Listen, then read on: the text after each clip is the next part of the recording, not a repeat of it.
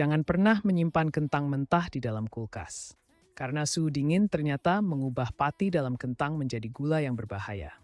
Masalah fatalnya muncul saat kentang dingin tersebut digoreng atau dipanggang dalam suhu tinggi.